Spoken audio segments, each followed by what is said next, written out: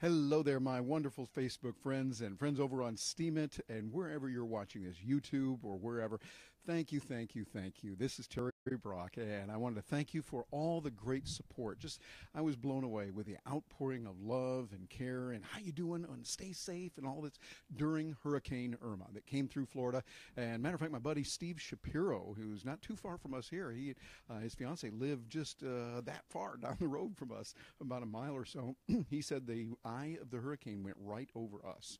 So it was pretty dramatic. But I wanted to send a message to you and say we're fine. We're back to normal. Well, almost normal right now. And it's really good. And got a message from Jay Townsend. Thank you for that message. You're saying, hey, when are we going to get the next video, Terry? Let us know. Well, I wanted to get it out sooner. But you might be able to relate to this, all of you. You know what it's like when you're out traveling? And you do a lot on the net. You know, we're out there, we're entrepreneurs, and today we're doing many, many things on the net, getting the message out, and you got really poor Wi-Fi, and you just can't get a message. Frustration would be an understatement. And that's what we felt, because we lost our power, and then we lost the net access as well.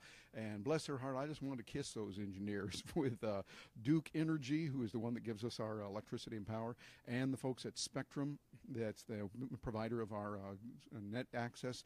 Thank you, thank you, thank you. If any of you are watching this, we really appreciate what you did restoring that and bringing it back.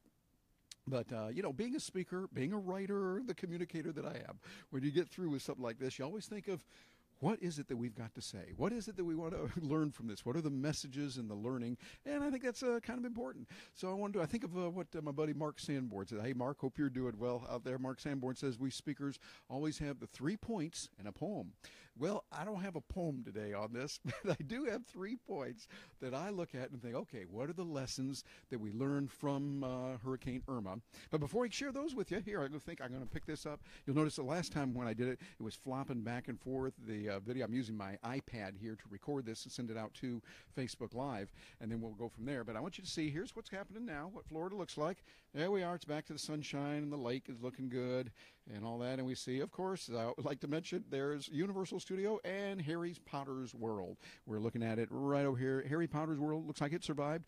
It is still there, so that's good. Hogwarts is still in place. For those of you that know Harry Potter and love it, you'll be glad to know it is there. But a lot of good coming from it. And, you know, I learned a lot. One of the things that's an important principle in life is you want to learn to invest for the long term. We made investments. I showed you right here. These shutters, I did that a few years ago, and so glad we did it. It made it so much safer. It was still noisy as we heard the wind banging against the thing. I was looking at Gina going, woo, well, this is her first hurricane she's gone through. And she held up like a trooper, doing really well on that. But it was kind of noisy as we looked at what was happening and how it was going. But I was so glad we prepared for the future. Think about that in your life. What can you do when you start preparing long term? Where you want to be. There's going to be storms in life. This is the way it works. We have physical storms. Hurricanes are something we have rarely, but occasionally we have those here in Florida. In Orlando, we don't have them as bad as out on the coast, say in Miami or Tampa, Naples, Jacksonville, and get hit a little bit more. But nevertheless, they're going to hit. And wherever you are, you're going to have that. I grew up in Michigan, where it had a lot of cold and ice and things like that, and it's just interesting to see. You're going to have that. And Agus, my buddy, ¿Cómo estás, mi amigo? Good to have you here with us, and I know you've been going through some challenges down there as well. And Doug, good to have you here as well. Thank you very much. And how did those shutters work? They worked beautifully. They worked really well. Matter of fact, we use them regularly. Even if I could be guaranteed that for the next 150 years there would be no hurricanes come to Orlando, I mean, somehow could be guaranteed that, I'm still glad I got them, because we use those regularly. Gina and I will raise them up, let the breeze come in, and then at night sometimes we will put them down, definitely in the bedroom. We put those down, and it makes it very quiet, very dark. And people who are a whole lot smarter than I am on this idea of sleeping will tell us over and over, yeah, you want to have an environment where it's really quiet, where it's really dark. That's important. So the shutters, I'm glad we got them. They have been very, very good for us. So, and hi, Lynn, good to have you there with us. You know about that stuff in Michigan there, yes. Vandercook Lake, you definitely get some snow there. I know that. And right there on M50 and going on in there. You know what I'm talking about. But there's a lot of storms that are going to happen in life wherever you are. What you want to do is start planning for that. Then secondly, live your dreams, but also embrace reality. Hey, I had a lot of stuff going on, all kinds of to-do lists, and you know what I'm talking about. You got the to-do list of this and this and this, all these things got to be done. Old Ms. Irma decided to come trotting into town. She didn't care what was on Terry's to-do list. It just didn't matter. So we suddenly had to change. Had to make sure, okay, do we have enough water? We're filling the tubs with water as well, putting them in bottles and getting some extra food and things like that. One thing that worked out really well, we found, we mentioned this before, but because we have now moved, I'm mostly vegan. Gina is vegan. That way, the food that we had, like carrots and cauliflower, cucumbers that we put in the refrigerator went out, no power, didn't really hurt them. That was good.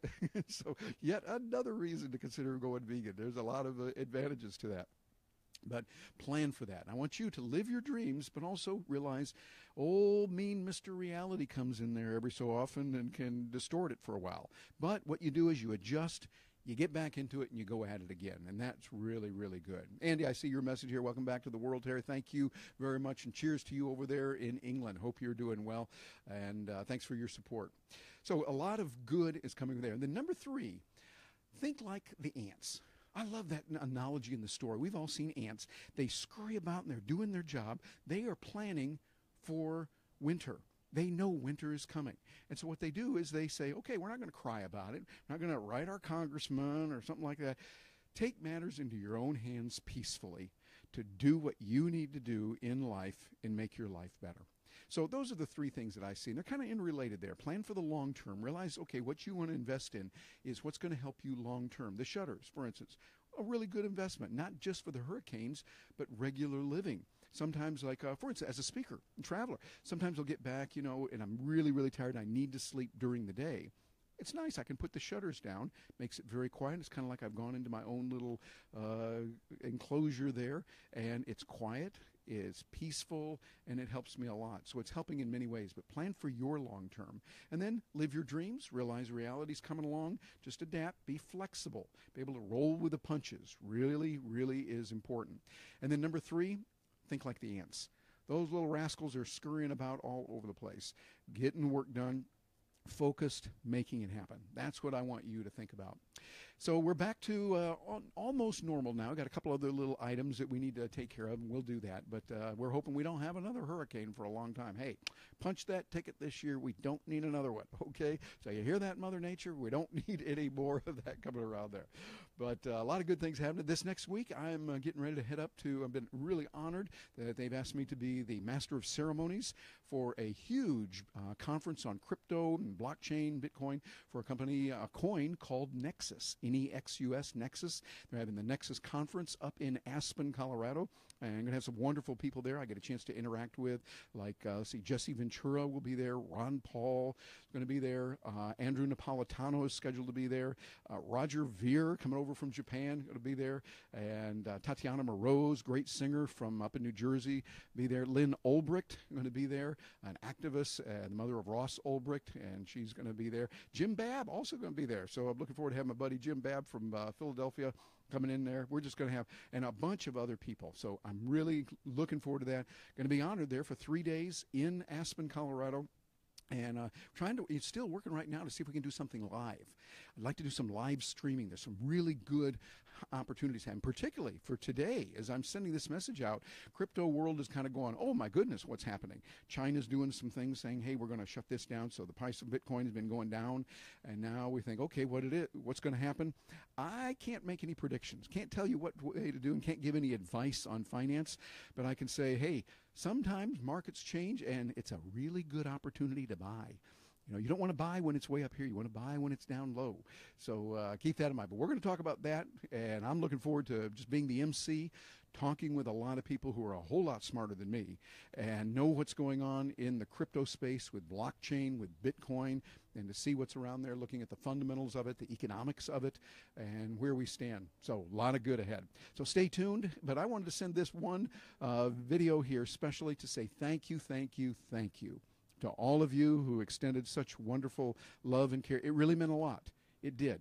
And it helped me to see, hey, when you're in those times of something really, really scary or something real bad happening to you, you need and want your community, your tribes to support you and to say, hey, we're right there with you. So just even that quick notice that you would send. Many of you just sent a, hey, be safe and be there, we're with you, or something like that. It really did mean a lot. Thank you. Muchas gracias, as we'd say here in Florida, or spasibo bolshoi, as they'd say over in Russia.